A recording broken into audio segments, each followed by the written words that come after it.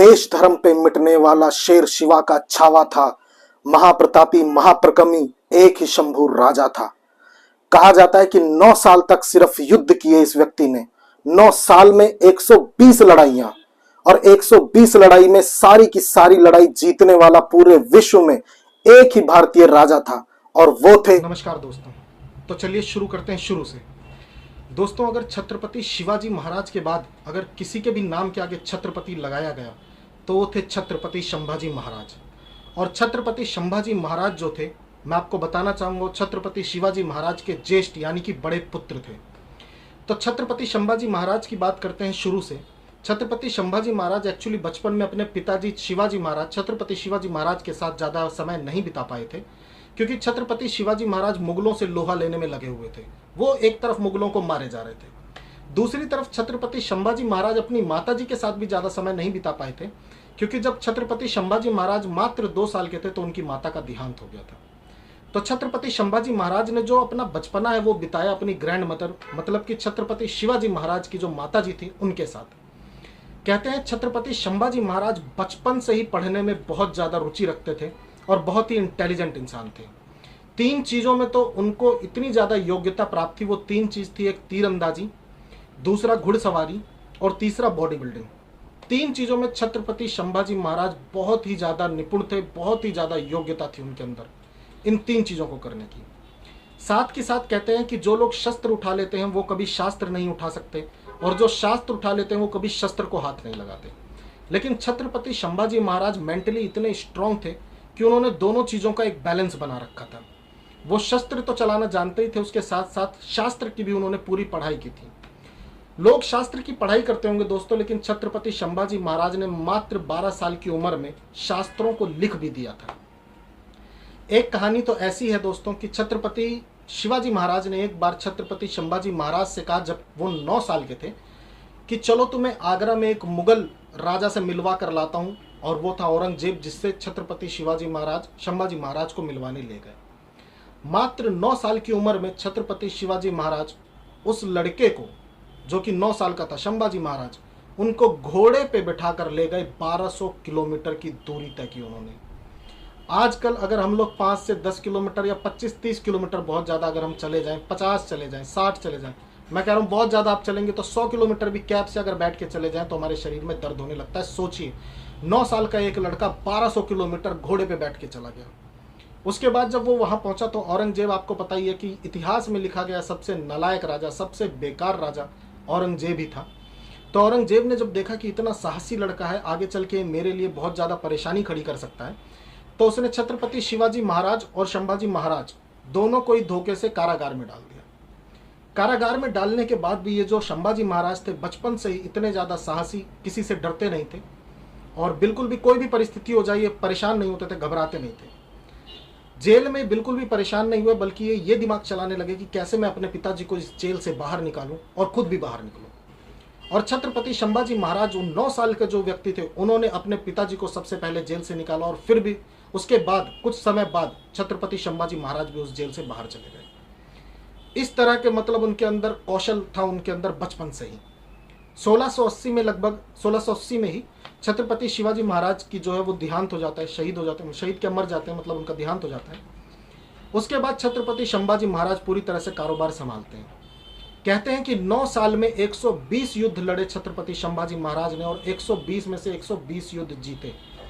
उसमें से 7 साल तो औरंगजेब को संभाजी महाराज ने इतना मारा घूम घूम के, क्योंकि औरंगजेब जो था वो ऊपरी हिस्सा तो जीत जाता था भारत का, लेकिन वो डेक्कन जीतना चाहता था।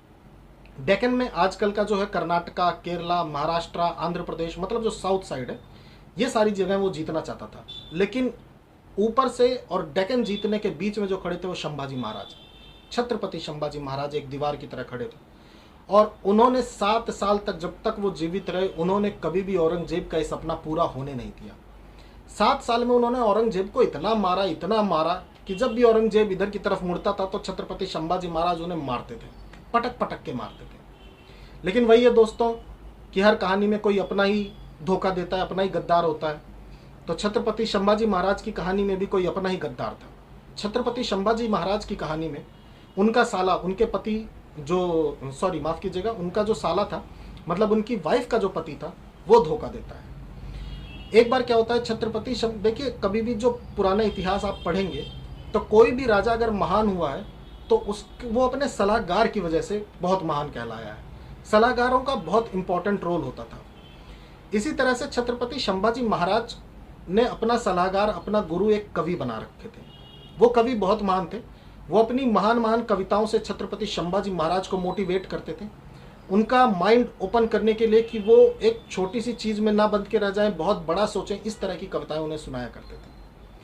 तो एक बार क्या होता है कि छत्रपति संभाजी महाराज क्योंकि उस कवि को अपने पास हमेशा रखते थे, उनके साथ एक बार जा रहे होते हैं कहीं, बिना किसी शस्त्र के और बिना सेना के, ऐसे ही बस दो लोग घोड़े पे जा रहे होते हैं।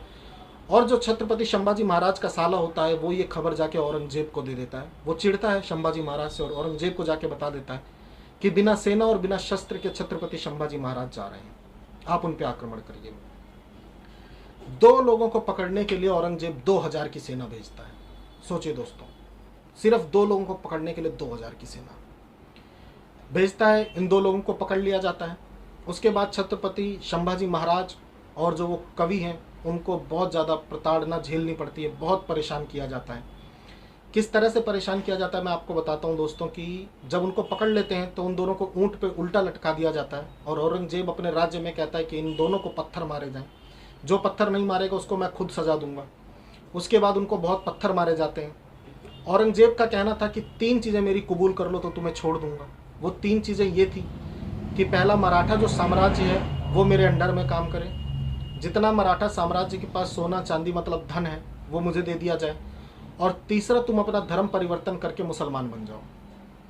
और छत्रपति संभाजी महाराज और वो महान कवि, इन दोनों ने ही ये तीनों शर्तें मना कर दी। तो जब इनको पत्थर पड़ते हैं शाम को, ये फिर वापस आते हैं महल में, तो औरंगजेब फिर पूछता है इन तीनों शर्तों को कबूल कर लो तो मैं तुम्हें छोड़ दूंगा, नहीं मारूंगा। लेकिन वो कहते हैं कि मेरे पिताजी भी स्वतंत्र जिए, स्वतंत्र मरे, और मैं भी स्वतंत्र जीऊंगा, स्वतंत्र मरूंगा, किसी के आगे घुटने नहीं टेकूंगा, तुम्हें जो करना हो वो करो।